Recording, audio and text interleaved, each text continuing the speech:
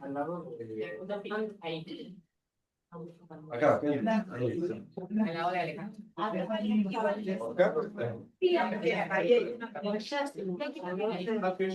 dando la vuelta por el ahí hay uno. Y para que ¿hay otro? Sí, para... Ahí, mira, ahí. Corre el cable, eso. Aquí, hay otro. No, soy lugar de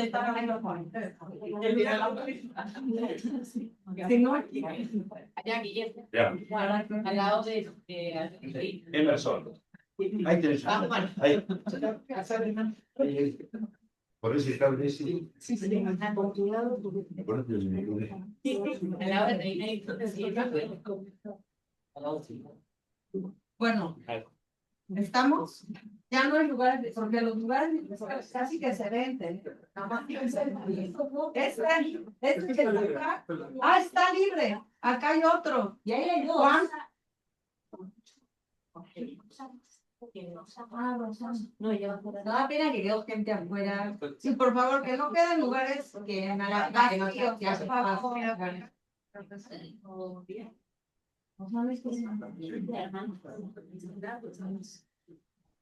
Porque hay gente ya esperando allá afuera. Sí, ya. A ver, uno más. Ahí hay otro. Hay dos más, Betty, por favor. ¿Cómo? Sí, dale yo.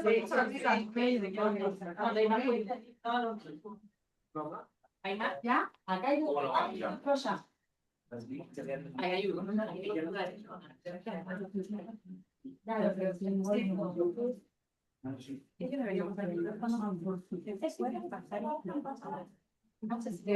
lugar, sí, lo que pasa es a ellos, porque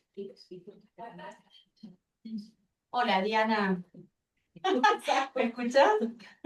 Sí, te oigo perfecto. Bienvenidos. Gracias. Esta no es la presentación, pero es un saludo que le debo a Diana, con la que estamos hablando hace muchos meses. Gracias.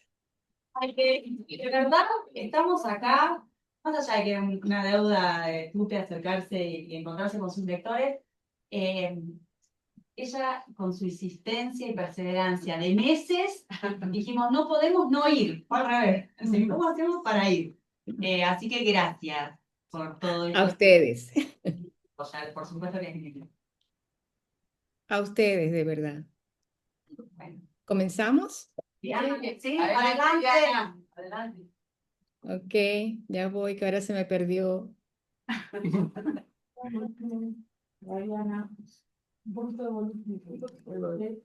Ok. Buenas noches a todos y a todas. La Biblioteca de la Nueva Escuela Lacaniana de Psicoanálisis, Ciudad de México, agradece su presencia y les da una calurosa bienvenida. La Biblioteca de la NEL es un espacio de lectura, elaboración y conversación que en la orientación lacaniana articula el trabajo interno de la comunidad analítica y su apertura hacia la ciudad. En este espíritu surge esta conversación, un espacio que busca dialogar con quienes desde el arte, la literatura, el humor o la investigación cultural producen lecturas singulares de la época y de los malestares contemporáneos. En este marco recibimos hoy a nuestros invitados. Comienzo con Pilar Bellón, productora artística dedicada a la dirección y gestión de proyectos culturales para empresas y artistas. Dirige la edición El Pájaro de Bellón. Unas palabras adicionales. Quisiera destacar algunos rasgos que la caracterizan: su calidez, su fina sensibilidad para escuchar y acompañar procesos creativos, su precisión y cuidado en cada detalle, su entusiasmo discreto, pero siempre eficaz, su compromiso con hacer posible lo que parecía difícil. Gracias a ella estamos hoy aquí reunidos. A Juan Matías Luisiao, mejor conocido como Tute, un gusto y un honor presentarte. Es un creador excepcional en el arte de hacer hablar al sinsentido y a la no relación sexual.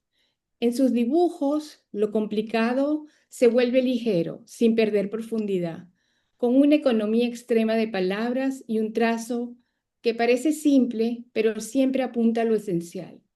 Convierte escenas mínimas en reflexiones profundas sobre la vida, el amor, la vulnerabilidad y la muerte, entre otras. Su genialidad radica en ese modo tan propio de hacer jugar la imagen con lo que no puede decirse, de producir un destello humorístico allí donde otros solo encontrarían seriedad. En su obra, lo absurdo no confunde, despierta, y en esa chispa algo de lo real se deja entrever. En ese equilibrio entre humor, poesía y desgarro, lo vuelve a Tute una de las voces más singulares del humor gráfico contemporáneo. Conversarán con ellos las colegas Carolina Puchet, psicoanalista miembro de la ANEL Ciudad de México y de la Asociación Mundial de Psicoanálisis, con práctica en la Ciudad de México, actual coordinadora de la biblioteca, y Ana Viganó, psicoanalista AME de la ANEL Ciudad de México y de la Asociación Mundial de Psicoanálisis, con práctica en Ciudad de México. Quien les presentó este espacio, Diana Ortiz, psicoanalista miembro de la ANEL Ciudad de México y de la Asociación Mundial de Psicoanálisis, miembro de la Comisión de la Biblioteca, con práctica en Cancún, Quintana Roo. Solo para recordar, aprovechando el humor como arte y el rasgo poético de Tute, parafrasearé a Freud en su texto El creador literario de 1908. Dice que tanto el escritor como el soñador diurno se refugian en la fantasía para escapar de la realidad. Y el poeta transforma sus deseos e impulsos reprimidos en una obra que puede ser compartida, a diferencia del neurótico que las oculta. Doy entonces la palabra a Tute y a Pilar para que nos presenten un ensayo para mi muerte, un libro que abre una ocasión privilegiada para conversar sobre la articulación entre humor, muerte y psicoanálisis. Dejémonos enseñar por el autor. Luego vendrá la interlocución de las colegas Carolina Puchet y Ana Viganó, y daremos espacio para la conversación con el público presente, y al final podrán pasar a la firma de los libros. Adelante, Tute y Pilar, muchas gracias.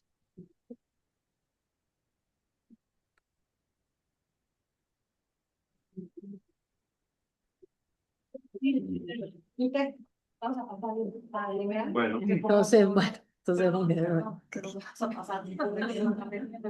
Sí, porque si no, Ok. tapamos. Casa chica, pero el corazón es grande. Falta.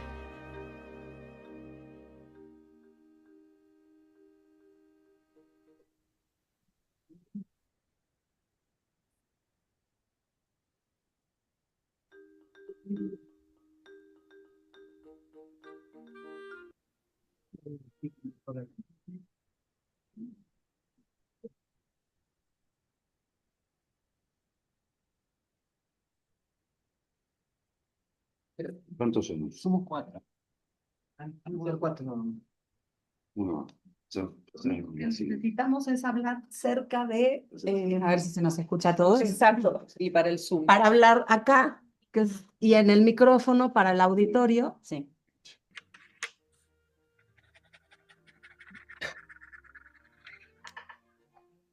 ¿Cómo es la cosa? ¿Todos con el mismo micrófono? Sí, todos con ese, pero lo importante es que estemos conscientes de ese círculo.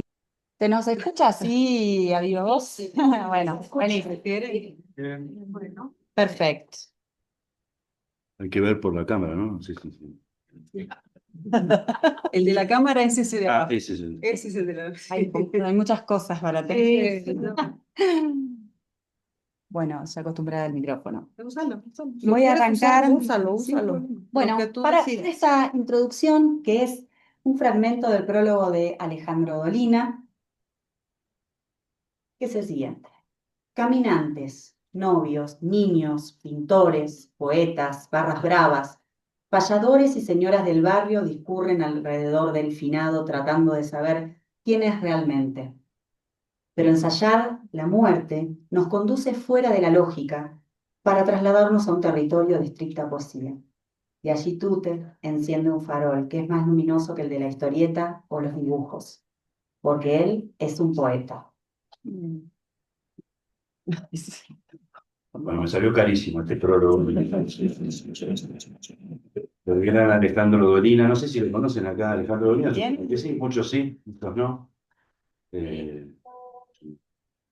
Un gran artista popular argentino, pero ya de toda Latinoamérica. Bueno, vamos a presentar este libro que es una novela gráfica.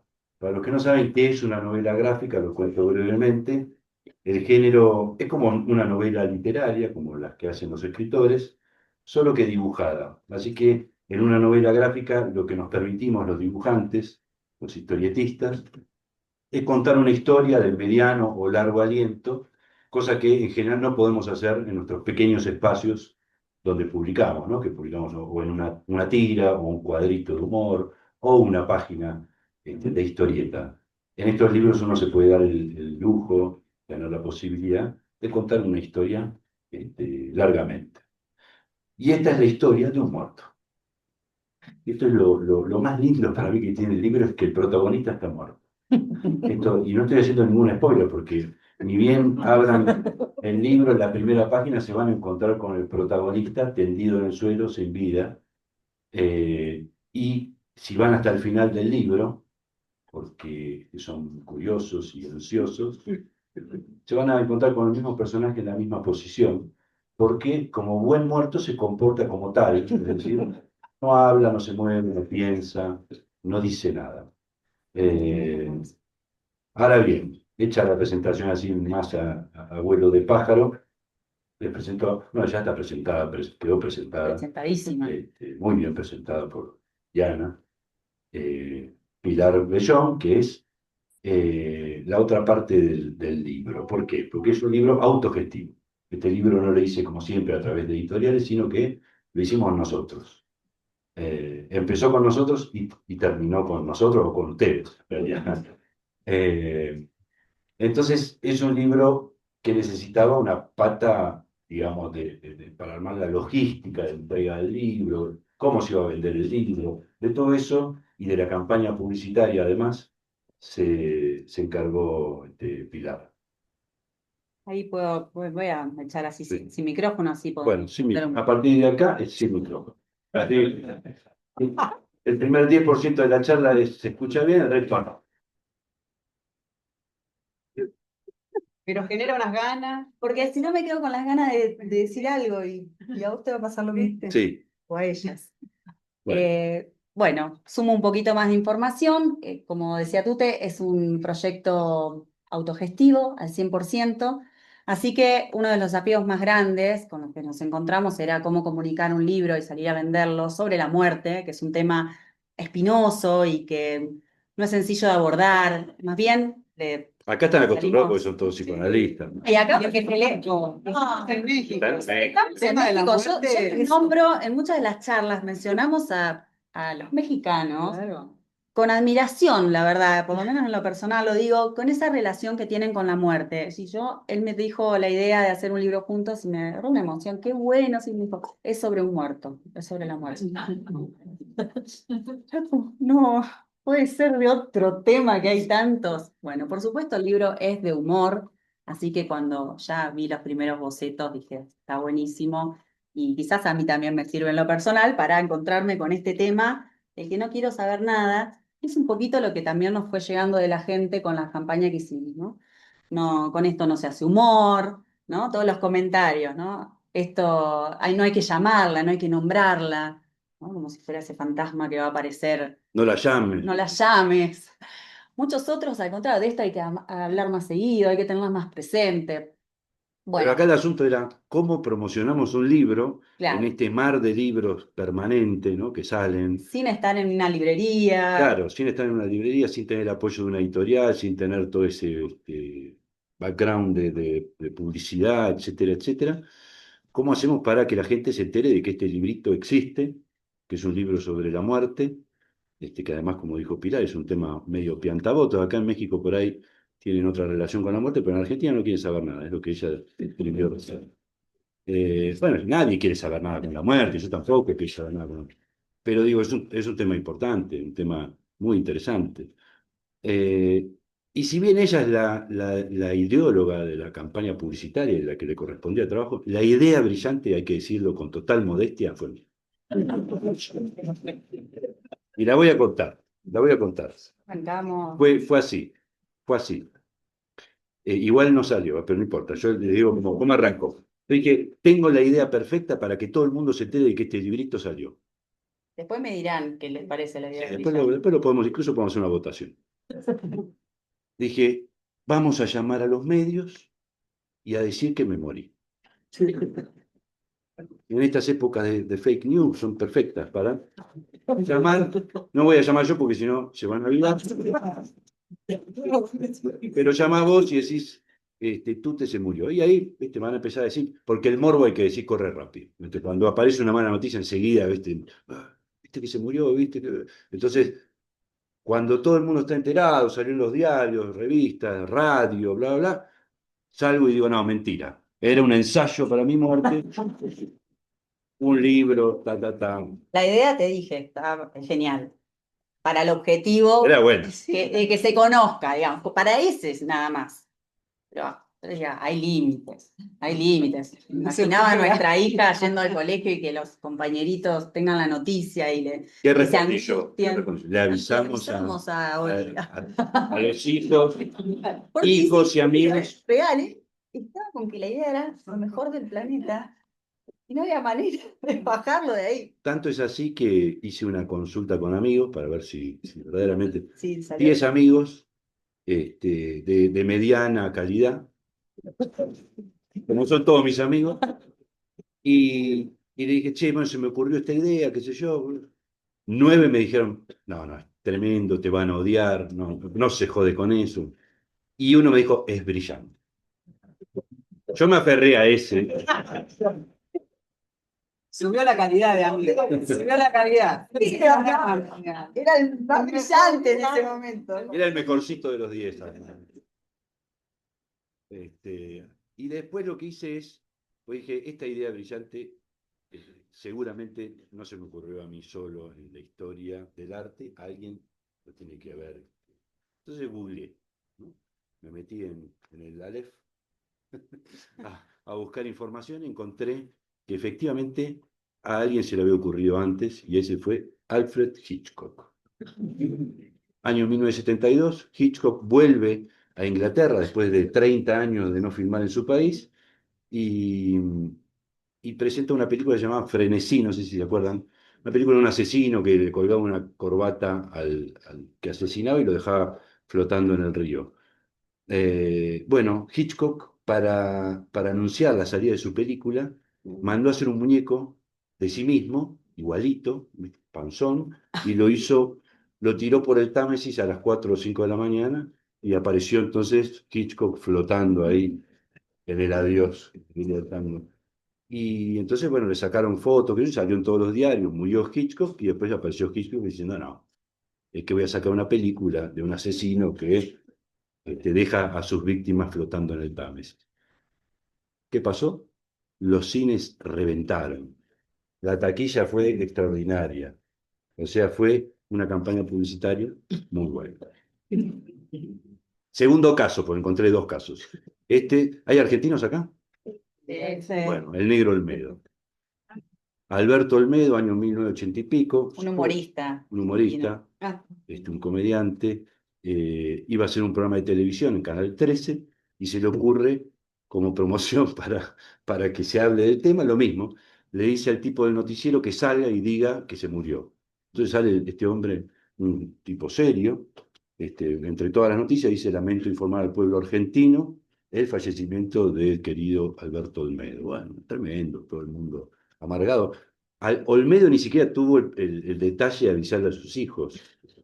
El hijo estaba mirando la televisión y salió corriendo a ver si era verdad, sospechando porque conocía de dónde venía. Y fue al teatro y efectivamente el negro Olmedo estaba vivito y coleando haciendo una obra de teatro con el gordo Porcel. Pero bueno, no le fue bien al negro Olmedo, hay que decirlo, esto también hay que reconocerlo. Le levantaron el programa por mal gusto, por hacer ese... casi echan al tipo del noticiero, se salvó raspando. Así que bueno, una y una. No, y después lo que dije, bueno, es cierto que sería un poco fuerte, corrido incluso respecto del humor que suelo hacer y qué sé yo. Entonces le empezamos a buscar una vuelta y llegamos a esto que vieron, que fue, yo anuncié mi propia muerte y conté cómo fue. Obviamente era un paso de comedia, se trataba de una pieza de humor porque nadie que muera puede relatar cómo fue. Incluso además era una pieza de humor claramente porque decía que estaba yendo al supermercado con la listita del súper y algo me dio un patatús o qué sé yo qué, y caí redondo al suelo.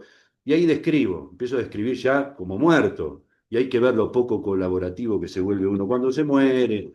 Tiene que ser removido entre cuatro personas. Y lo ridícula que se vuelve no solo la listita del supermercado con 1 kilo de lechuga, dos plantitas de lechuga, 2 kilos de tomate, ¿no?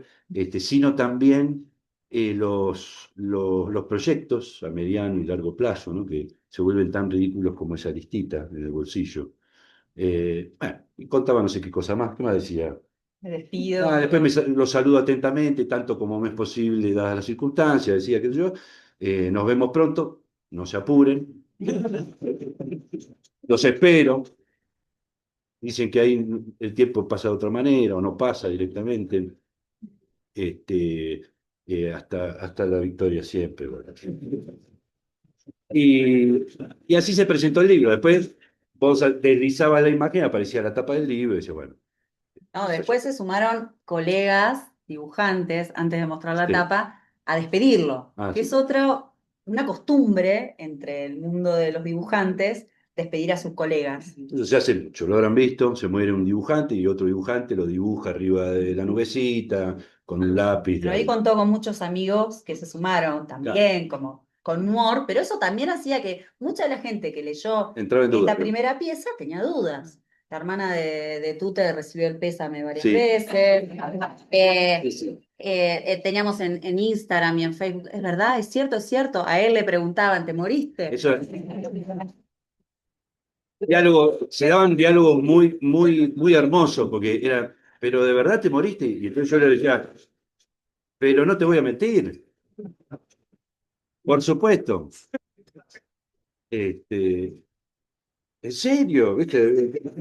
Pero sí, hombre. Un rato, duró un ratito eso. No, muy divertido. No sé cuántos vieron acá esas piezas que fueron saliendo por redes. Es la Acá es donde tiene que levantar la mano porque si no se queda sin trabajo. Bueno, mirá cómo- Mira, por favor. la otra vez no sé dónde estábamos, pregunté lo mismo y ¿dónde era que estábamos? En Chivilcoy. En Chivilcoy. Levantaron, Tímidos. eran, no sé, como 1.000 personas, levantaron 5. Pero eso era O estaba floja la internet en Chivilcoy o está mal hecho el trabajo de Pilar. Bueno, buenísimo Bien. que vieron. ¿Alguno se asustó con ese primer, si vieron ese anuncio? Sí. Pero pará, vamos a hacer la votación bien. Vamos a decir, ¿quiénes están a favor de la primera idea, la de llamar a los medios? Ojo, ¿eh? Ay, por favor. Son, No, pero eso porque son se los hijos de puta, relaciona son con la peores que gente yo. de otra manera. Sí, no se vale hacerlo en México. Claro, Acá no pasa nada. Dijimos que venías del primero al 2, Claro. armamos el altar. Claro, ya me están haciendo figuritas de pan, ¿no? Nos engañaste. No, vine en cuerpo y alma. Bueno, qué bien. Bueno, debía haberlo hecho, entonces. Me arrepiento de no haber hecho esa conmoción mediática. La próxima Pero para igual es peligroso, hay que decir, ¿eh? Porque mirá si llamamos a los medios, decimos, tú se murió y no sale nada. peligroso para él, era el miedo que tenía de Ego. verdad. Y si, Y si no va, y si no, nadie a lo nadie le va. importa. Se murió, bueno, y sigue, ¿no? Sigue todo como si nada. ¿Qué es lo que pasa cuando la gente se muere? Sigue todo como si nada. Bueno, la campaña continuó por supuesto, presentamos la tapa, tratamos de sacar piezas que hablaran un poco de lo que es el libro y la esencia. Ahora tú te lo vas a profundizar en ese sentido, pero era ponernos de cara a ese muertito que es la muerte y la reacción que cada uno tiene respecto a ese tema, a ese cuerpo, ¿no?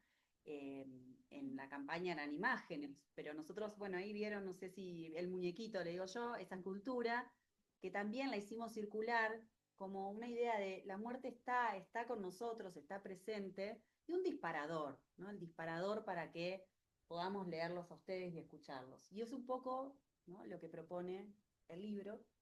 Sí, se hizo una escultura en tamaño real, prácticamente, mide 1,60 m y pico, del muertito, y entonces no lo llevamos internacionalmente, pero cuando es por el interior del país, nos vamos con el muertito en el auto.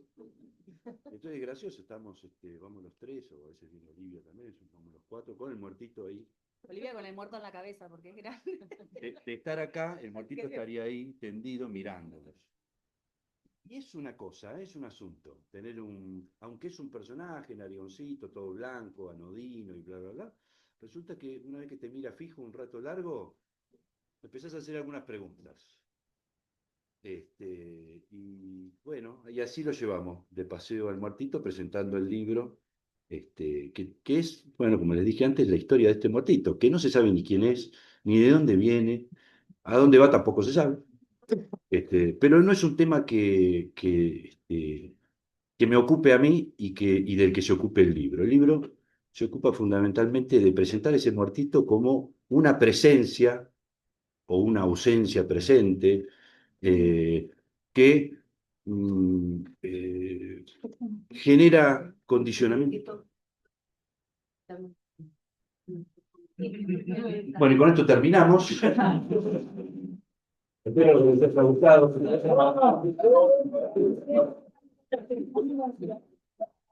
Yo por eso decía al principio, por la cámara, que por ahí no salía. Bueno,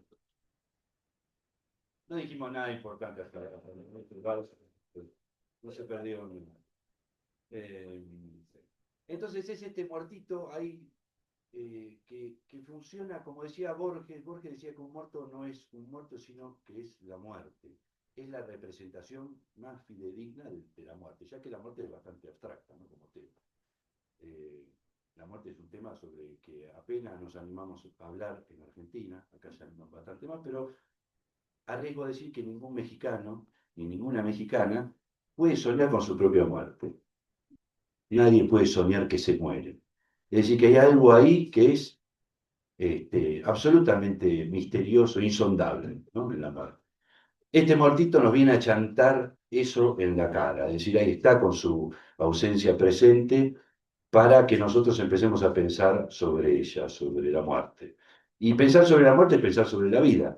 Por eso le digo que este libro, muchísimo más que la muerte como eje temático, tiene a la vida.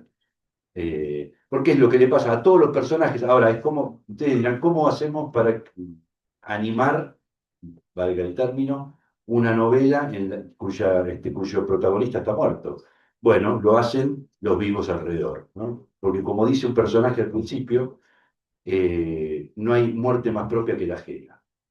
Y Freud hablaba un poco de eso, porque Freud decía que la única manera de tener una proximidad real con la muerte o de bordearla siquiera es a través de un muerto querido, es decir, cuando alguien que uno quiere mucho pierde la vida. Esto es un poco de qué va el libro, es cómo se van cruzando con el muerto y se las van viendo con su propia muerte y finalmente con su propia vida, ¿no? En términos de cuánto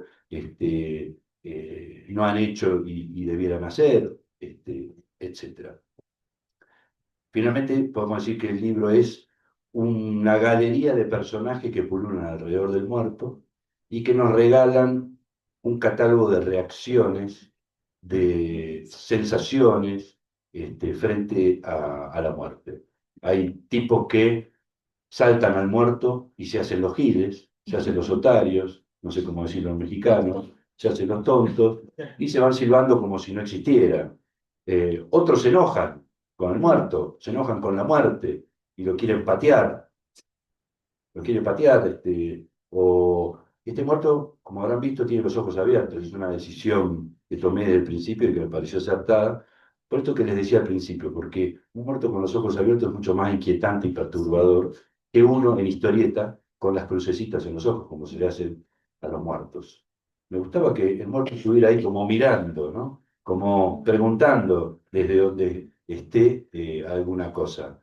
Y de hecho aparece un personaje que en un momento dice, pero ¿qué te haces el atento? No se enoja. Se hace la tele. Encima se hace el atento. Eh, Así que sí, bueno, van pasando entonces personajes, van buscándole también la historia a este muerto, porque nadie sabe quién es, lo empiezan a confundir.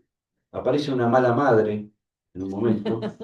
Se nota que es mala porque va dando cuenta de ello mientras se va acercando hacia el muerto. Va con, hay alguien que no entendió el término mala madre. Oh, se despertó Vera. ¿Tendrá hijos? ¿Vera tendrá hijos? Bueno. ¿Qué tal? Ah, una mala madre, eso, mala madre. Una mala madre que va con su hijita, muy chiquitita ella.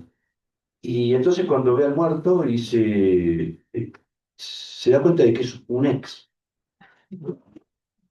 Entonces le dice a la hija, te presento a tu padre.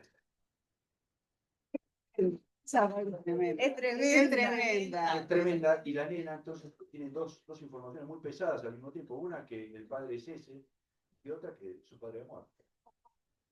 Entonces, claro, la madre que es muy mala, como dije, entonces quiere seguir, pero está esperando su pareja, el padrastro de la nena en la casa, y dice, vamos, estamos apurados. Pero no, la nena, por supuesto, dice, no, acá hay algo importante. Entonces, intenta, como puede, establecer un vínculo con su padre. Algo que no es fácil cuando un padre está muerto. Pero no es imposible, ¿no? No es imposible. Entonces le pide un poco de tiempo a esa madre, a esa mala madre. La madre se va y la pibita queda ahí. Pero ¿cómo vincularse con mi padre? Que no sabe su nombre. Y finalmente resuelve, pasa un tiempo en silencio, los dos. Y el de él era más previsible, hay que decirlo. Entonces se despide, dice que descanses, le da un beso, creo, eh, y le dice una cosa que me parece linda, que le aporta ternura al libro, que es Me llevo tus ojos. Es lo que uno puede reconocer en un padre muerto, ¿no? En una situación tan compleja. Y con eso se retira la nena. Después vuelve, porque hay unos pibes jugando a la pelota, y el muerto recibe un pelotazo. Entonces se acercan los De pronto pibes. necesito el otro micrófono para decirle que deje de contar todo. Pues yo me voy Por favor, Lo bueno, hoy es de que, ese. lo bueno es que como tengo mala memoria, también voy inventando, padre. He contado otro. Bueno, los pibes le pegan el pelotazo al muerto y le piden disculpas porque no saben que está muerto. Después bueno, se dan cuenta de que es muerto el que está ahí. Bueno, también. No me acuerdo qué pasa ahí. Pero bueno, van apareciendo muchos personajes que van teniendo relación. Aparecen Mabel y Rubén. Me parece Mabel y Rubén, me acabo de acordar. Mabel y Rubén aparecen frente al muerto y tienen una discusión frente al muerto. No la puede hacer otra. Este, la gente me pregunta en los medios, cuando hacen entrevistas, ¿en quién me inspiré por el personaje Mabel? ¿No? No. No, yo digo que en nadie, yo digo que en nadie. En el mundo que me rodea. Bueno, entonces Mabel y Rubén están ahí y en realidad estaban yendo a la panadería y se cruzan con el muerto. Entonces, Rubén, que es un poco, no sé cómo se dice en mexicano, medio boludón, Pendejo.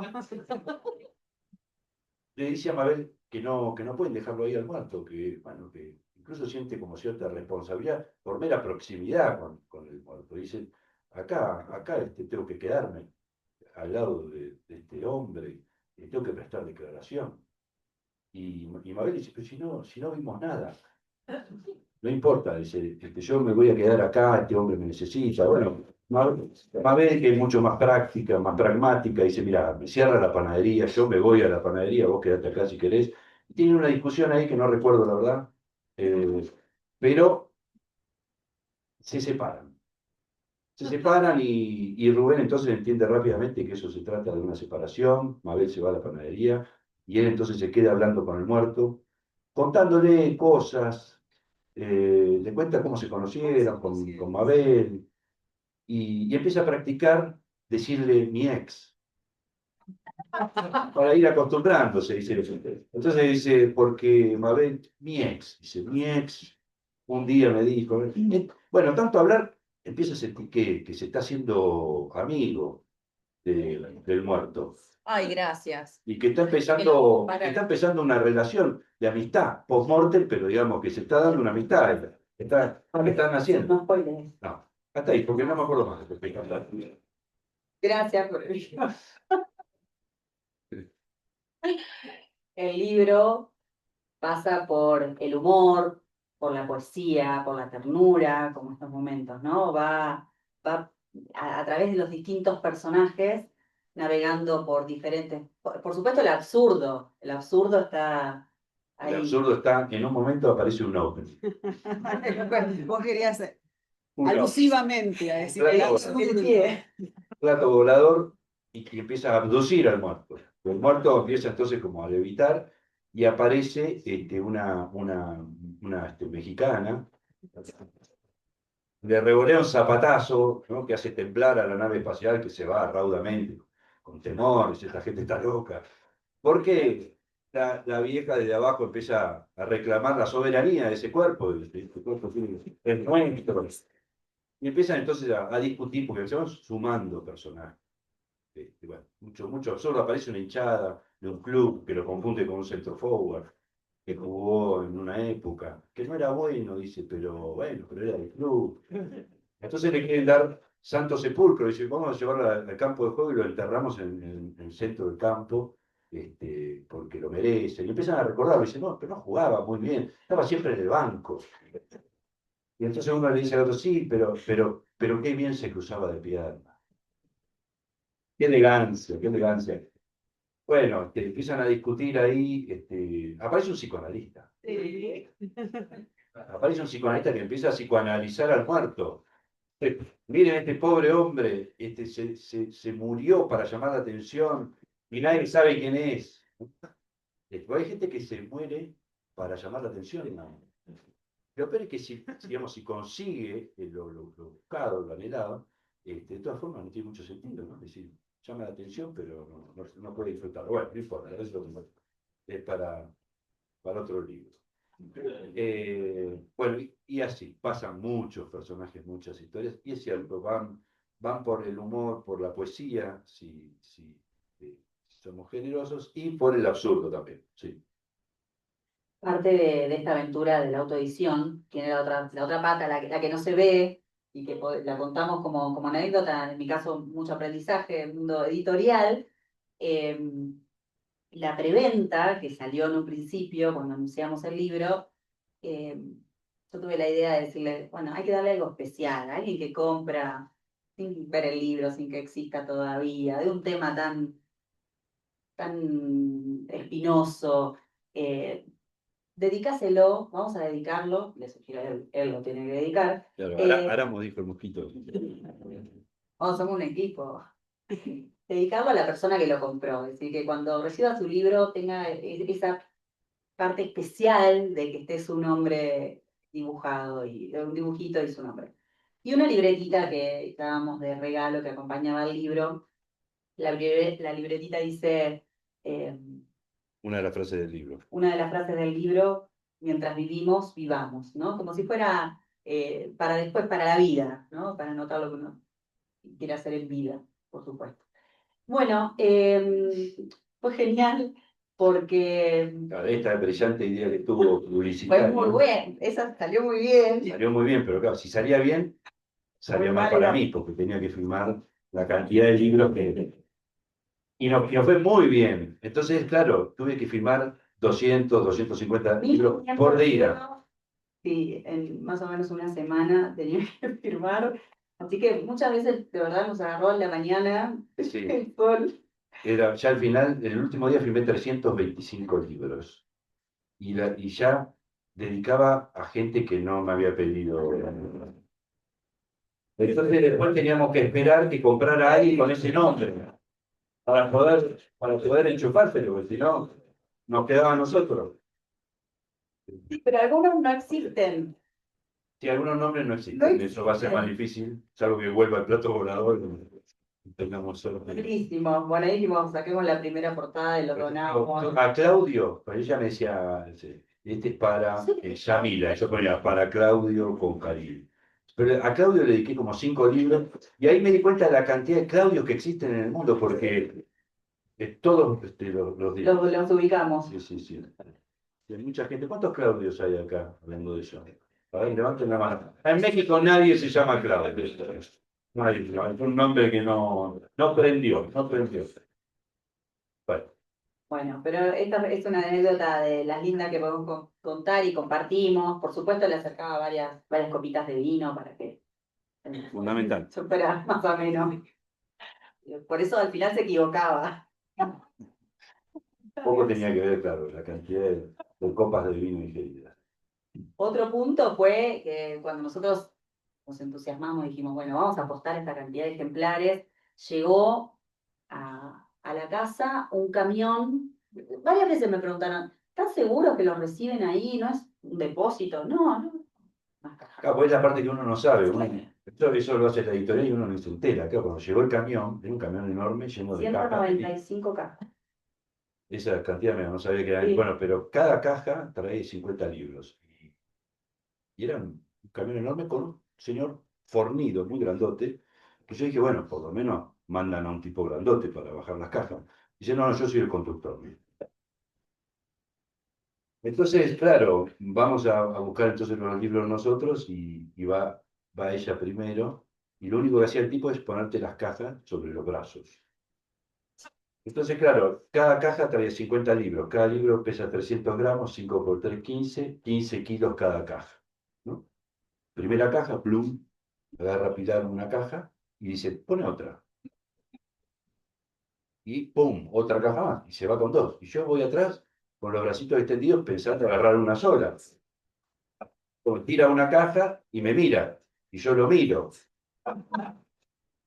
Nos quedamos en silencio un buen rato. Yo miraba y le dije, muy bajito, le dije, bueno. No, me puso la otra y bueno, y así por 195 dividió dos, no sé cuánto. Así que bueno, tremendo. Esa es la parte. Ese viaje me lo recordaba. Decía, esto no estaba en el contrato. Esto no estaba en el contrato, gritaba yo, yo lloraba, ¿no? O después pasa y decía, ¿Cómo no, no hay alguien ayudando? ¿Por qué no traje? No pensamos, la verdad, no, fue un mal cálculo, la próxima saldrá mejor. ¿Puedo hacer una Tenemos un pregunta? carrito. Sí. Sí, claro. Porque justamente esta cuestión de la autoedición me parece que está buenísima. Es algo que también un poco nosotros hacemos todo el tiempo, esto de autoeditar. Pero causó, o sea, digamos, ya para conseguir nosotras el libro, Ana y yo, fue todo un tema. O sea que de alguna manera causa ya un deseo de tener el libro.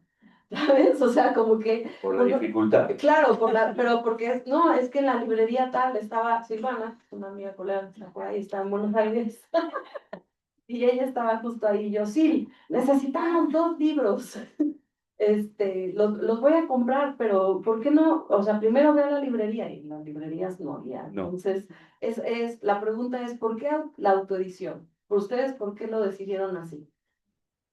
Bueno, una de las razones es artística. La idea era poder hacer un libro exactamente como quisiéramos nosotros, ¿no?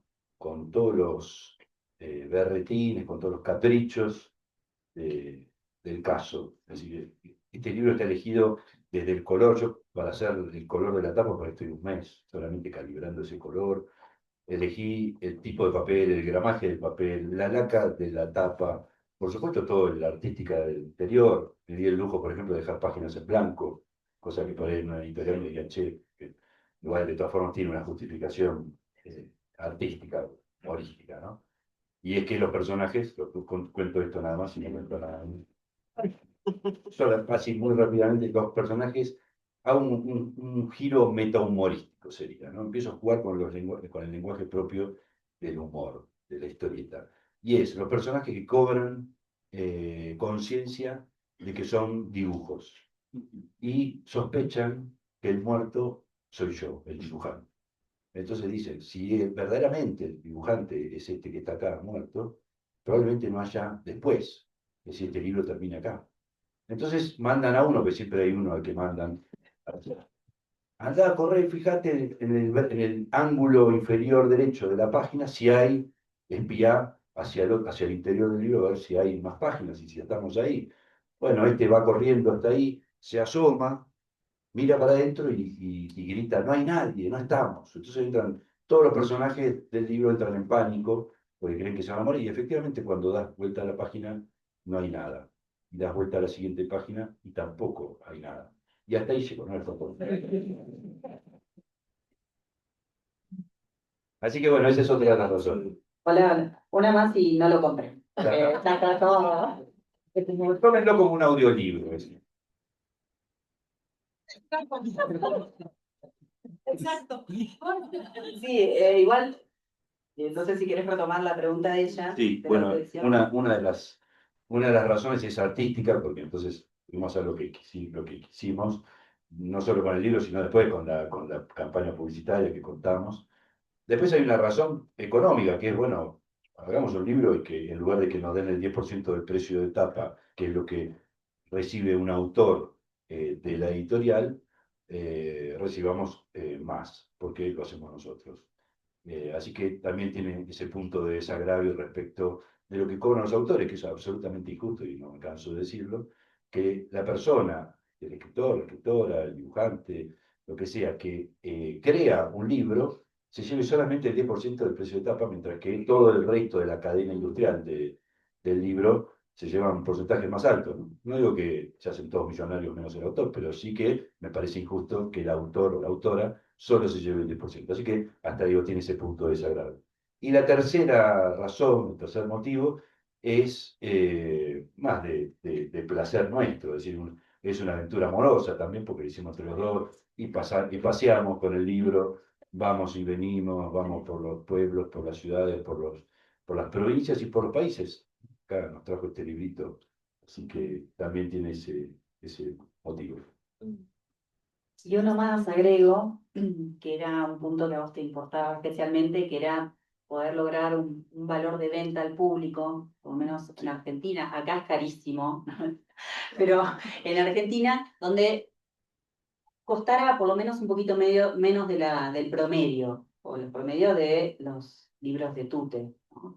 están a la venta. Y eso también es posible porque, bueno, al saltear procesos en el medio y gente, se logra, obviamente, una posibilidad de bajar el precio de tapa. Así que eso también lo pudimos hacer. Incluso sumamos el envío gratis, porque parte de lo que vos contabas es cierto, no están las librerías, en algunas, es decir, porque no es que decimos a librerías no le vendemos directo, pero son los menos. Funcionó muy bien la venta directa a través de correo, el envío incluido, entonces no se sumaba el valor de tapa también, y durante la preventa nos pudimos también dar otro gusto, que fue a todos los jubilados y estudiantes, le hacemos un descuento especial para que también pudieran tener el libro, ¿no? Que Sí, esa es otra pudiera cosa. llegar, ¿no? Así que hicimos varias cosas así que nos daban un Claro, gusto. con una editorial no, esas No cosas pueden no, hacer. uno no tiene incidencia. O sí, el Un precio de estudiante tapa. le dijo, bueno, pero lo voy a seguir, pero no lo puedo comprar, pero voy a seguirlo. No, se lo mandamos, porque digo, él me decía, bueno, en un momento todos nos vamos a regalar. Ay, pero no puede, bueno. Pero da gusto cuando uno puede hacer algo que es un intercambio en realidad, ¿no? También hay muchos que compran y bueno, una forma de devolver. De verdad que fue un punto así muy, que disfrutamos mucho. Sí, se lo regalamos a un tachero el otro día, en Madrid. En Madrid. Dice, pero Fue ¿sabés si Barcelona. lo iba a leer? Digo, qué sorpresa que quedé. Tachito. Es lindo porque eso que estaba escuchando, que nosotros veníamos hablando de cómo nos había ido en Barcelona y en Madrid. Él, ¿de dónde? De Madrid. El de Dice, Madrid. pero que si lo aplaudieron mucho, o estuvo bárbaro en Barcelona, es que la gente es más afín, acá en Madrid. No, empezó a hacer su análisis de lo que venían escuchando que hablábamos de todo acá. Es buenísimo cuando el Porque análisis. es información que estaba muy bien si nosotros lo escuchamos con atención. Sí, sí, decía, porque el madrileño no lee tanta No novela lee tanta. gráfica como el catalán. Ya tenía todo un estudio hecho. Después dice, ¿y dónde se consigue ese? Dijo, digo, no, dale. Dice, no se regala libro. Pero qué lindo que llevas ahí y te vas a tu casa con un libro. Con el momento. Bueno, no sé si es hacerte Sí. una pregunta del libro. No quería spoilear nada, no voy a spoilear porque ya estoy un poco. Está buenísimo, vale mucho la pena leerlo y seguirlo. Tiene momentos, es un sub y baja, el humor es una constante, pero la verdad que hay muchas emociones en juego que están muy bien plasmadas. Hay momentos de ternura, hay momentos como duros, o momentos más escabrosos. Eso no lo contaste. Hay momentos más escabrosos con el muerto. No, porque no me lo Hay que acuerdo. comer, hay que se le quiere comer, por ejemplo. Ah, claro, sí, sí, sí. Bueno, hay unas cosas Sí. muy interesantes que vale mucho la pena ir siguiendo página a página. Yo te quería preguntar, porque la primera impresión, y tal vez porque somos psicoanalistas y es lo que se nos ocurre primero y es lo que hacemos todos los días, la muerte es efectivamente un agujero ahí que tiene una presencia absoluta y da que hablar, hablar, y todos los personajes van y hablan de alguna manera, ¿no? Pero acá, a vos en particular, por tu arte, te da que dibujar. Sí, Y dibujar y hablar, porque también, digo, la historieta, Oscar Mazzotta decía que la historieta era literatura dibujada, ¿no? No estoy de acuerdo con Mazzotta. Total, no me va a venir a discutir. Bien muerto. Pero, porque la historieta es la historieta, no es ni literatura ni es un dibujo. En todo caso es la conjunción, pero que genera un género nuevo, que no es ni literario ni de ilustración, ¿no? Es historieta.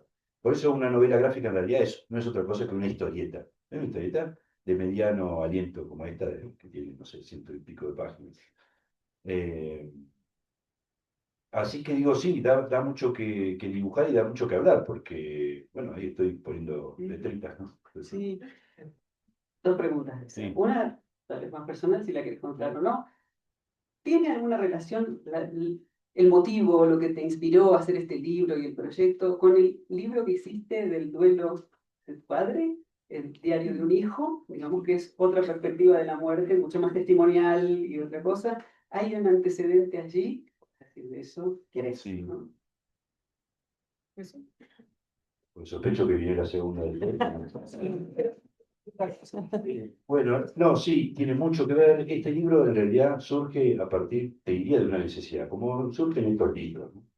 Y la necesidad fue la de seguir laburando una... Hola, hola. Hola, hola. Seguimos acá. Seguir laburando una imagen, tiene que ver con la muerte de mi hermano. En 2019 murió mi hermano en un escenario, sobre un escenario, no era un teatro, él era cantante de una banda de rock. Y entonces cuando yo fui, lo vi en esa situación, era un muertito tendido en el suelo. Así que esa imagen que me había quedado grabada en la cabeza, en el alma, después de unos años ya transcurridos de bastante análisis, decidí dibujar. Es decir, te diría que este libro está construido alrededor de esa imagen, de ese muertito. Bueno, fui armando todas estas páginas. Y yo digo que es mi duelo, la parte dibujada de mi duelo, que es algo que ya tengo experiencia porque, como bien mencionas, antes con la muerte de mi viejo hice un libro llamado Diario de un hijo, un libro más testimonial, más autobiográfico, en el que dibujé la relación con él desde mi nacimiento hasta su muerte. Y también que la idea era que quedara testimonio de esas vivencias, de esos pasajes muy lindos, muchos y algunos no, para, por ejemplo, mi hija menor que no lo había conocido. Pero bueno, también ese libro lo pude dibujar después de años transcurridos, después de mucho análisis, eh, como coda, digamos, de un duelo. Entonces ya digo, con esa experiencia, en este caso es similar. Tuvieron que pasar lo primero que tiene que pasar en cualquier duelo, ¿no? Tiempo, en mi caso particular, análisis, y como tercer elemento, el dibujo, apoyando ahí, ayudando a tramitar asuntos. En una entrevista que hacías con los colegas de la EOL en Buenos Aires, también invitado a unas jornadas de psicoanalistas, vieron que es más lacaniano que todos nosotros. Tiene una cancha con el psicoanálisis enorme, nos lleva a la delantera, No, buen no, artista. lo que pasa en realidad es que ustedes están llenos de problemas entre ustedes. No es lacaniano, no solo lacaniano. Pero nosotros nos lo apropiamos, como los muertos, porque los muertos se lo apropian también. Claro. Cada uno se lo apropia a su manera. Bueno, en este libro pasa eso, se lo van apropiando a los muertos. Todos tienen algo que decir sobre, sobre, sobre la muerte y sobre ese tema, ¿no? No sé por qué se apaga cuando quieren. Pero bueno, decía, no, a mí me invitan de todas partes, yo voy, yo los quiero a todos, ustedes no se quieren tanto. Viste, si querés, puede editarlo. Está saliendo en vivo. Claro. Bueno. Pero a mí me encanta, me llaman siempre, así que... Pregunta, Bueno, para meternos en las peleas de los psicoanalistas, el primer punto. Ahí decías, decías algo divino respecto del dibujo, porque hablabas de tu dibujo, que el dibujo estaba antes de la palabra. De los niños aparecía el dibujo incluso antes de la palabra, decías que era como una herramienta, la primera herramienta, decías por ahí, para enfrentar el mundo. Es verdad, uno pegadito con la palabra viene el dibujo. Lo primero que hacemos es dibujar. Cuando entré, una chiquitita, que no sé si anda por acá, Ya está, Vera. le dije, ¿sos dibujante? Y me dijo, sí. Y es una cosa que hago siempre, cada vez que me cruzo con un niño, una niña, le digo, ¿sos dibujante? Sí, me dicen. No falla, ya lo sabes. No falla nunca, porque son dibujantes, y efectivamente lo son. Y lo primero que uno hace, apenas puede alzar un lápiz, es dibujar. Y ese dibujo, no hay dibujo inocente, ustedes lo saben perfectamente. No hay ningún dibujo que no cuente nada. Todo dibujo, por torpe que sea, por un rayón, está expresando una idea, está transmitiendo un mensaje al mundo, a la madre, al padre, al que sea, ¿no? Es el primer contacto artístico, podríamos decir, con el universo. Y es a través del dibujo. Nadie nace con un cincel esculpiendo, ni nadie nace pintando cuadros figurativos, o nadie nace filmando películas, digo, ¿no? Pero todos nacemos con donde podemos agarrar un lápiz. Yo tengo dibujos que mi vieja guardó míos de un año de vida. con un solo año yo tengo dibujos hechos, tengo un Clemente, que es un personaje que hacía mi viejo, que también era humorista gráfico, muy sintético, ¿no? Son dos puntos, un círculo, una raya, ¿no? Muy abstracto, pero era un Clemente, es decir, era Clemente que yo podía dibujar en ese momento. Así que digo, y no hablaba con fluidez, pero ya estaba dibujando, ya me estaba comunicando a través de él. Así que sí. Hay otra cosa que me llamó mucho la atención del armado del libro, y tal vez me equivoco, tú me dices o cómo lo pensaste, que hay, Dorina lo dice en las palabras preliminares en el prólogo que hace, que es muy bonito también, que desprolijamente trabajado, y es que hay marcas y borrones y tachaduras que están presentes con su corrección o con su lapsus, con su idea, sobre todo en las palabras, no tanto en el dibujo, me Sí. pareció. Sí, a veces pasa que en el dibujo me equivoco, después hago una línea o tacho, pero sí, sobre todo en las palabras. ¿Por qué? Tiene un sentido. Este libro está hecho sin lápiz previo, es decir, que está hecho directamente con el marcador sobre el papel, apostando a algo que suelo hacer, que es confiar en el inconsciente. Acá vamos a decirlo sin tener que dar demasiadas explicaciones. Confiar en el inconsciente, confiar en que si aparece algo es por algo y debe aparecer y darle cauce, y que aparezca con la espontaneidad y la frescura con la que eh, puede aparecer a través de un dibujo sin previo lápiz. Porque cuando uno hace el lápiz, ya ese lápiz es una versión, cuando hace el pasado a tinta es una nueva versión, es como volver a pensar, en prolijar, ¿no? Y de esta manera confío también en el carácter asertivo que tiene el error. Es decir, hay una suerte de elogio del error donde uno dice, este error tiene, a pesar de ser un error, engendra algo que está bien, algo correcto. Correcto en el sentido de que debe estar ahí, ¿no? Y que por algo está.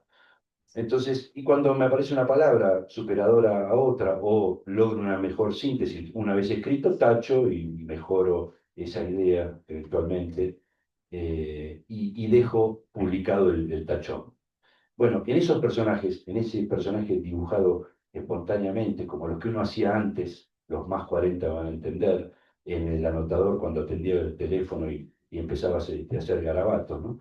Esos dibujos eran muy lindos porque le contaban algo al propio autor que desconocía, ¿no? Porque estaba concentrado hablando por teléfono, pero mientras tanto estaba haciendo esos dibujos inconscientes. Bueno, esos dibujos inconscientes, además de traer ideas novedosas o ideas no atravesadas por la razón, traen también mucha frescura, porque hay algo en ese gesto de cómo está dibujado que es muy asertivo, y que funciona bien. Después lo volvés a pensar, lo volvés a hacer en un papel, querés reproducirlo y no sale nunca igual. Queda endurecido, se pierde algo de la frescura, y entonces se pierde algo también de la potencia en el mensaje. Confianza en el inconsciente. Bueno, nos llevan la delantera, los artistas con los psicoanalistas, además.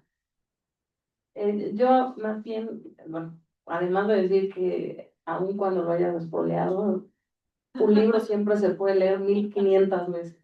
Eso lo sabemos nosotros y se encuentran cosas nuevas. Así que no te preocupes. Está muy bien. Eso por un lado, y por el otro, mientras hablabas acerca de la muerte, que efectivamente en México tiene otro peso distinto seguramente que en el Cono Sur y en otros países. Eh, Aquí hay una cosa que se hace, una tradición, que son las calaveritas, que es jugar a qué pasaría si alguien se muere y uno le escribe algo lindo y describe un poco la personalidad, ¿no?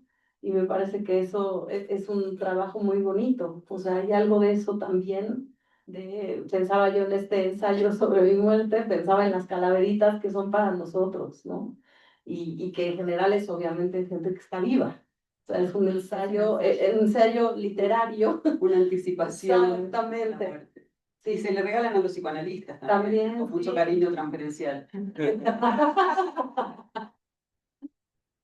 ¿Les parece bien que pasemos al público? Sí, claro. Sí, acérquense acá porque Para si no nos intervenciones escucha y en el Zoom preguntas. y tenemos a varios. Y este, si se acerca a esto, Se puede bajar, pero necesitamos pero no escucha. van a escuchar mejor, ¿no? La virtualidad. Bueno, sí. Por ahí Que se conviene acerquen. ese, Entonces, Sí, ese. incluirlo. Ahí. muy Ahí bien. hay un variante. Sí. A ver,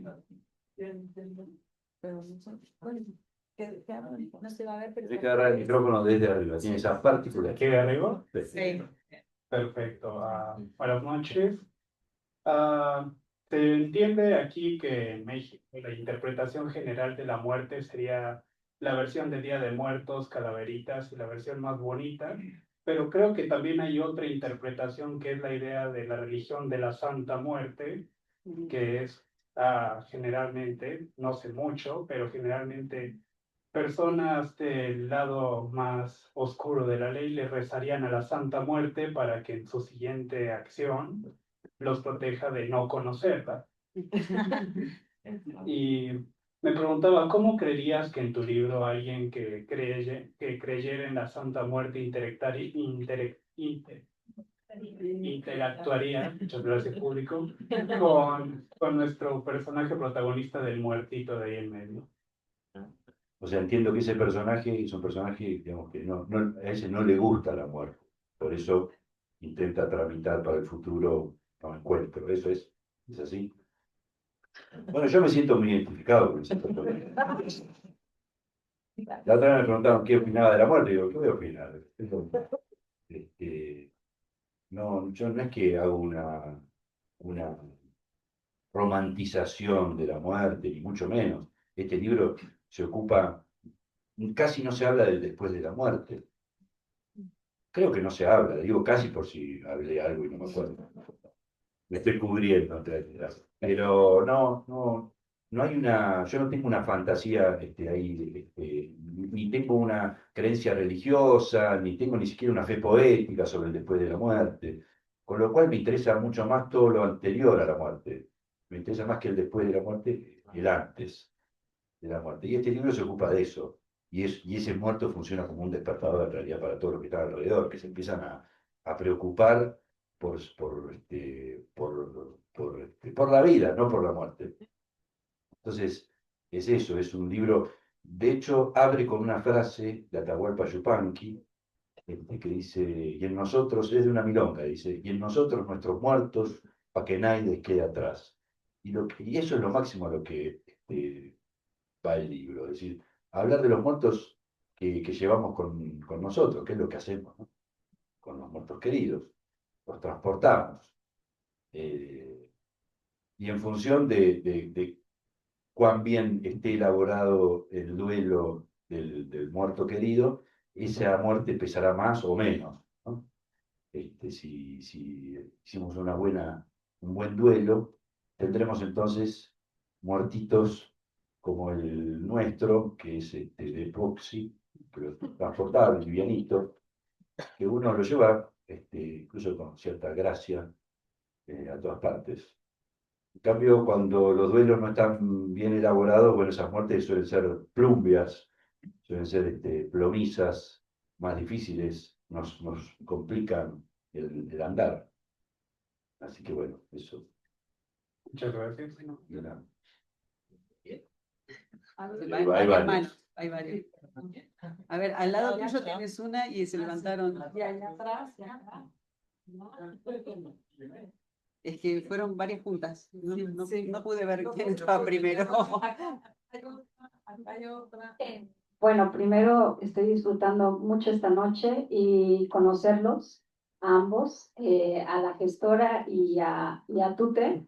Los sigo hace mucho tiempo, entonces para mí, estoy con mi esposo y le decía que era uno de los días más felices porque, por ejemplo, mi padre, de verdad, porque Eso habla muy mal de tu esposo.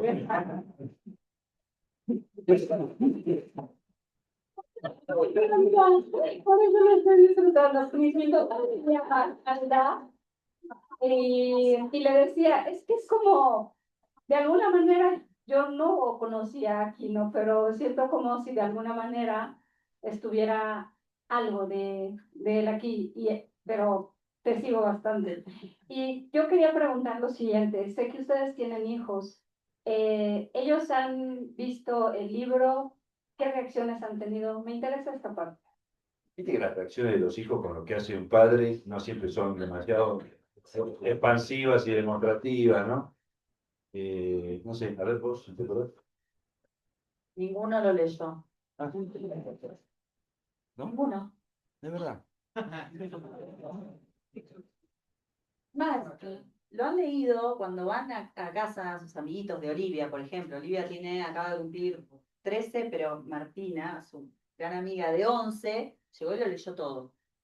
Y el otro día le contaba a Oli, cuento esto, que es lo más cercano que pude escuchar ahí, y sobre todo por la edad, que se reía con lo del fútbol, es decir, se acordaba de muchas partes de la novela que había leído con mucha gracia. Es decir, que para ella era un libro súper divertido, que lo es de humor, pero no tenemos para contar la experiencia con mis con nuestros. Contestaba la pregunta.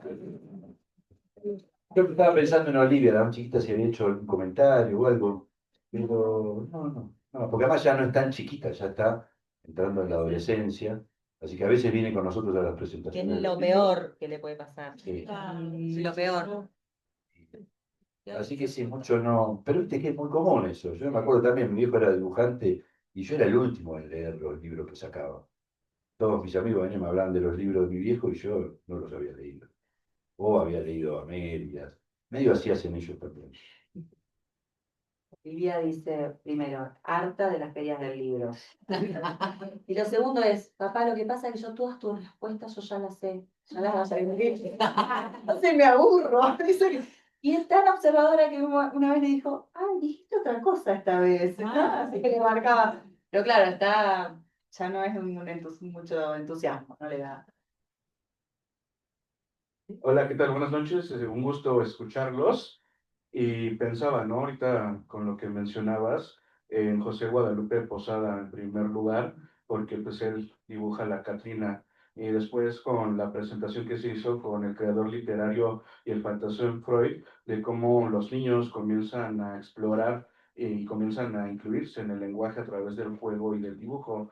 Entonces, ahorita escuchándote, pues me hizo mucho sentido y se me hizo muy divertido ver toda esta parte quizá un poco infantil con el juego de palabras, con los chistes, con todos los dibujos. Entonces, a partir de esto y ver la dinámica que tienen entre la pareja, se me hace algo bien importante y bien interesante porque ahorita, ¿no? Comparten un poco de lo que hay en relación con la familia. Pero, ¿qué pasa contigo al ponerte como el muerto? ¿O qué pasa contigo en relación al ensayar tu propia muerte? Más allá del duelo que ahorita nos compartes, ¿como qué sentido vas encontrando o vas explorando a través de hacer o de realizar un ensayo, ¿no? Porque justo a partir de lo que puede escribirse en un ensayo o partiendo de lo que puede tratar de proyectarse en esto, ¿qué tanto te descubres en lo que representa tu novela gráfica, más allá de Mabel y Rubén, que son como que los dibujos o los sketches que van dando un sentido un poco más ambiguo, pero aquí al formar una historia y ahorita escuchando todo esto que traes para compartir, pues eso es lo que me gustaría que respondieras, si es que hay respuesta o qué pasa con relación a todo esto. Bueno, lo primero es que yo no soy el muerto. Esto lo decir acá, claro, no soy yo. Eh, no, pero ahora, fuera de joda, no soy yo el muerto, por eso puedo jugar con eso. Es como un juego. Bueno, de hecho, el juego de palabras, que todos habrán advertido, es ensayo en términos teatrales de alguien que está probando algo que no es cierto, es decir, como hace un actor. Va, se tiende en el piso un rato y después se levanta y se va a su casa. En ese sentido, soy el muerto. Únicamente en ese sentido puedo llegar a ser un rato el muerto.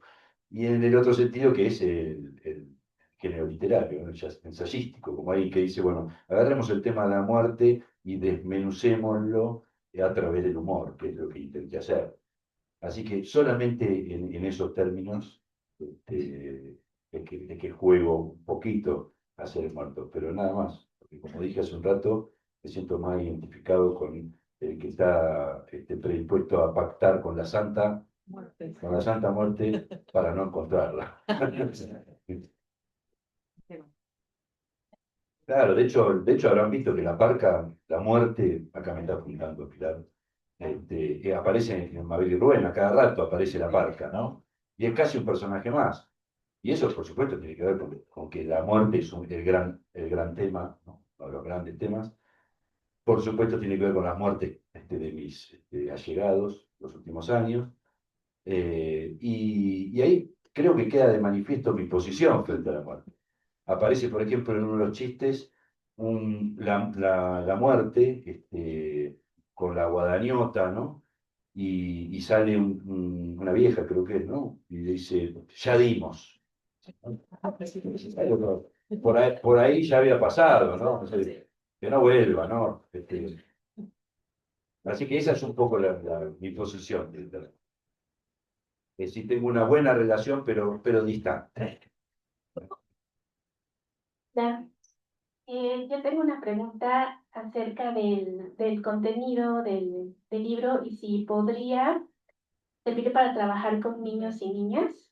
Yo estoy trabajando con niños familiares de personas desaparecidas y el tema de la muerte es algo recurrente y es algo que hay que trabajar de múltiples formas, no hay una sola manera de trabajarlo. Y el humor y el dibujo son dos herramientas muy potentes para trabajar con los niños y las niñas, y ellos encuentran también formas humorísticas de hablar tanto de la desaparición como de la muerte. Entonces yo podría encontrar aquí chistes, fragmentos o cosas o ideas que puedan detonar de manera grupal un trabajo con los niños y las niñas con esta problemática. Sí, yo creo que sí, salvo que se los dé si no les guste, que también puede pasar, pero digamos, no hay nada que impida la lectura de un niño este libro. De hecho, lo han leído muchos niños y hemos tenido devoluciones muy lindas, porque se toman el tema de otra manera, ¿no? Sin solemnidad. Entonces, bueno, y el humor es un gran viabilizador para hablar de temas difíciles, con los niños y con los grandes, ¿no? Es decir, es a través del humor, bueno, ustedes lo saben perfectamente, que a veces es únicamente a través del humor que se puede hacer una intervención y que sea llegadora y que no sea violenta y que no sea no sé qué, ¿no? Bueno, esto es lo que nos da el humor como herramienta. Eh, y puesto a hablar de un tema tan complejo, tan difícil, tan resbaloso como la muerte, me parece que es ideal el vehículo, digo, el humor. Después el libro puede gustarle o no. Hola, bueno, aprovecho hacer una pregunta. Bueno, y agradecerles mucho la visita, la presentación. De hecho, no ibas a hacer ninguna pregunta, pero ya que tenés el micrófono en la mano, te sentiste obligado. Bueno, por ahí podríamos empezar porque, bueno, es una referencia inevitable, ¿no? Que el humor es el tránsfuga del superyo. Una referencia inevitable entre psicoanalistas. Y bueno, la Comisión de Biblioteca también había trabajado este año con humoristas, pero del stand-up.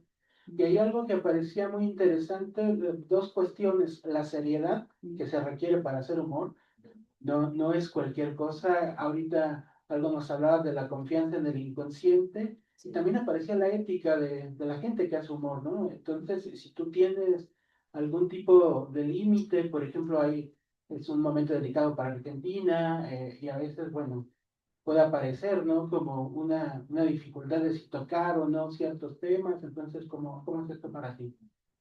¿Viste las canchas de deportes de los clubes pobres, como son? ¿Para que los ubicás? Viste que en la misma cancha es la misma cancha para el fútbol, para el básquet, para el handball, para el vóley, ¿no?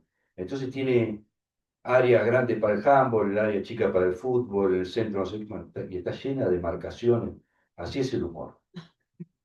Así es el humor. Es un espacio lleno de límites.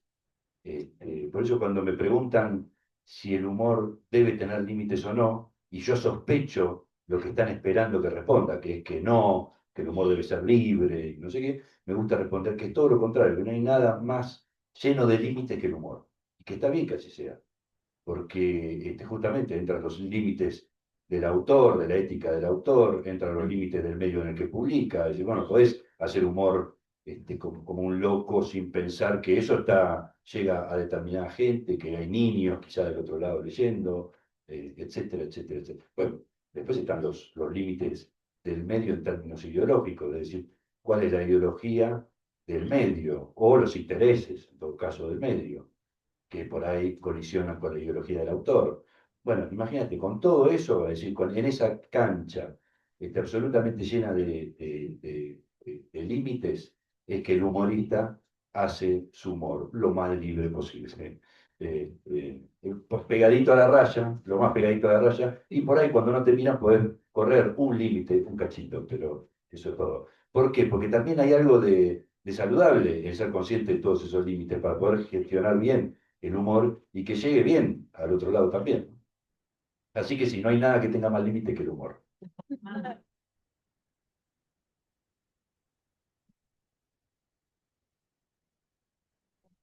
Felicidades, bienvenidos a México. Y quería preguntarte tus referentes.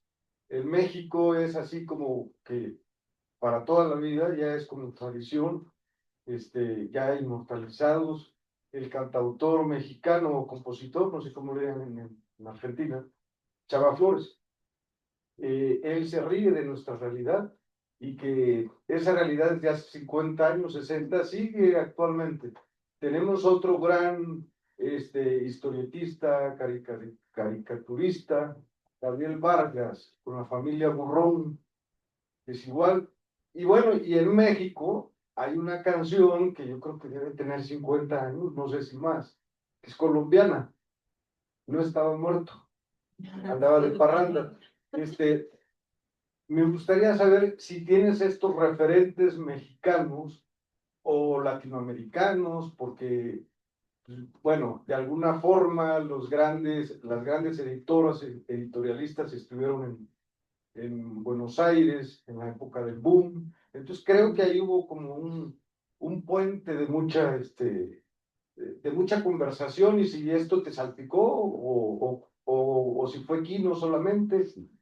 No, no, la verdad que mexicanos así, referentes de la envergadura de Quino en mi formación, por lo menos yo no tuve.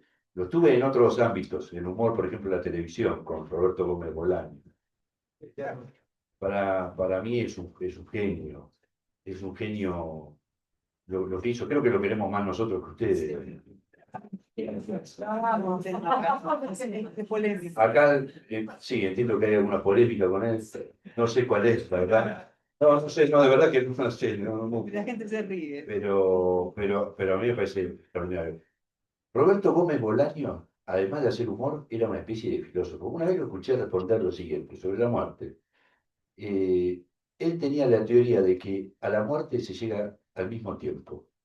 Eso sí, ¿no? Y entonces explicaba de esta forma. El tiempo de vida es sucesivo, ¿no? Como decía Borges, la muerte es, digamos, hay otro tiempo, corre otro tiempo, que es el de la eternidad, ¿no? Ya no corre el tiempo sucesivo, sino el tiempo plano, tarifa plana. Entonces, Roberto Gómez Bolaño lo que decía es que todos, si ese tiempo es eterno, y verdaderamente es así, todos ingresamos al mismo tiempo a ese momento, no importa cuándo en el tiempo sucesivo se produzca la muerte. Me parece que ese tipo se le ocurrió esa idea, es maravilloso, extraordinario.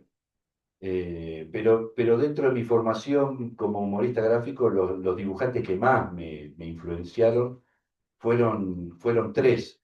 Uno fue mi viejo, Caloi, el otro fue Quino, que vos lo mencionaste, y el otro fue el negro Fontana Rosa, que los argentinos por supuesto lo conocen, los mexicanos no sé si lo conocen también. Bueno, esos tres fueron como pero tuve múltiples influencias. Conocí a Rius, por ejemplo. Sí. A Rius tuve la fortuna de conocerlo en mi juventud. Dimos una charla juntos en la Universidad de San Marcos en Lima, Perú. Y fue muy lindo porque al principio me miraba así de soslayo, con cierta desconfianza por mi origen argentino. Pero poco a poco me fui ganando su confianza a lo largo de la charla y terminamos bebiendo hasta altas horas.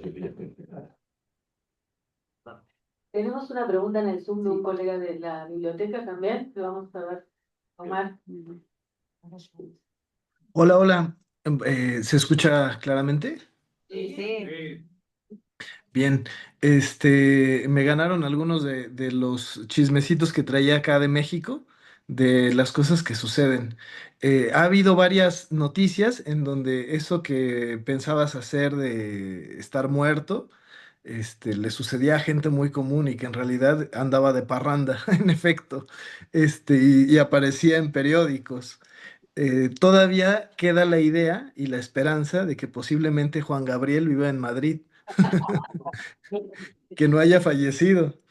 Y Probable. bueno, ¿perdón? Digo que puede ser, digo, es probable. Ojalá. Pará.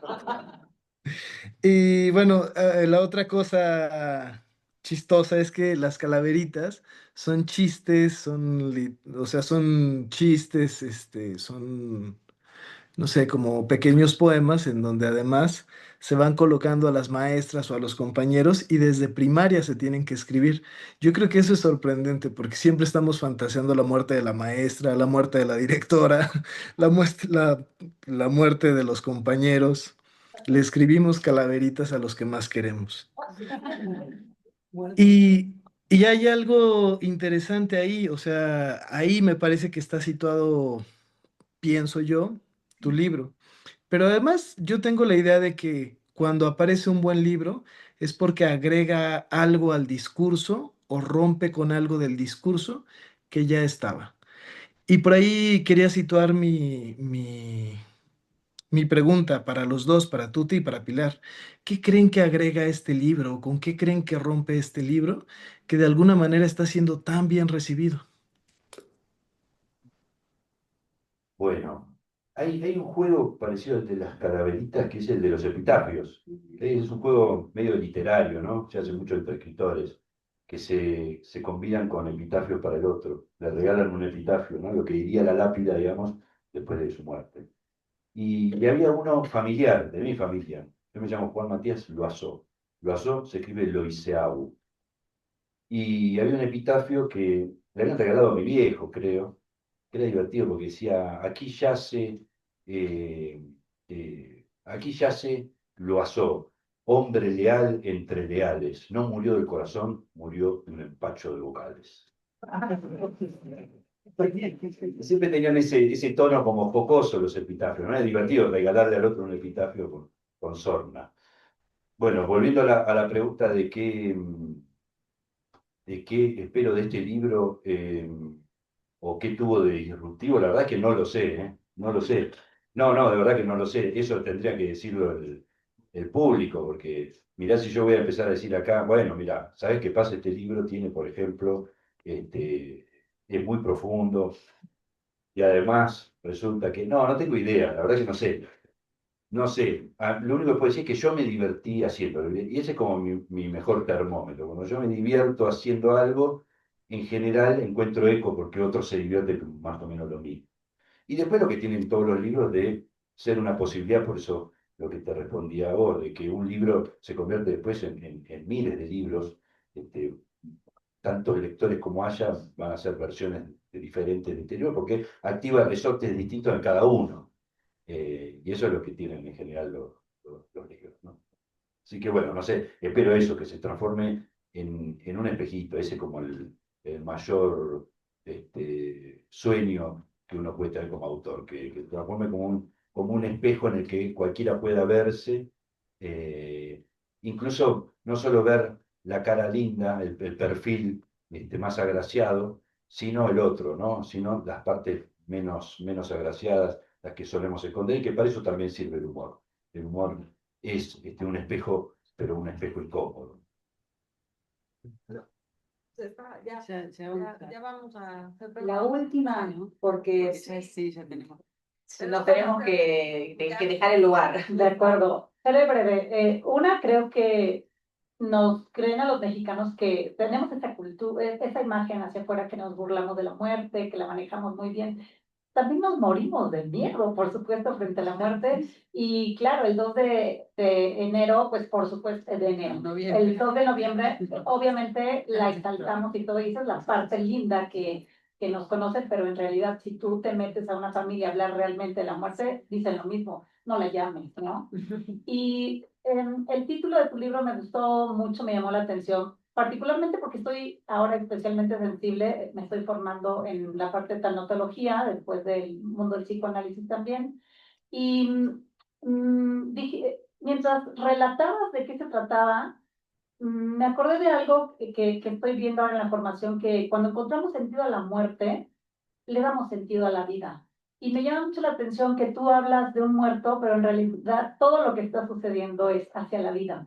Entonces, eso me gustó mucho, como de acuerdo a todos estos spoilers, me dejas reafirmar esta idea. Gracias.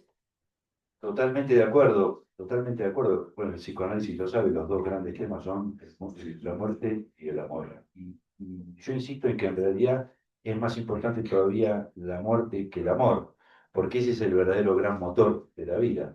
Es decir, que hacemos todo lo que hacemos porque sabemos que nos vamos a morir, porque somos conscientes de nuestra finitud. Y el amor, que por supuesto también es un gran motor, no lo voy a negar, en todo caso será como un segundo motor de ese barco, ¿no? Porque el gran motor es la muerte y nos enamoramos porque sabemos que nos vamos a morir en todo caso, ¿no?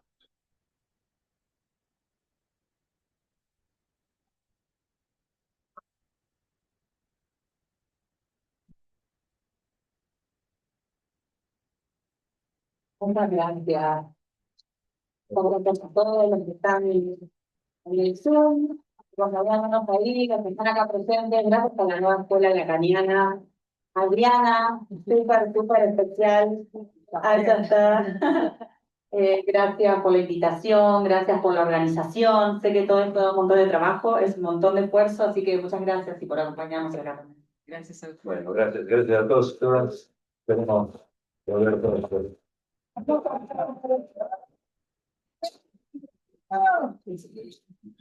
Un momentico, sí.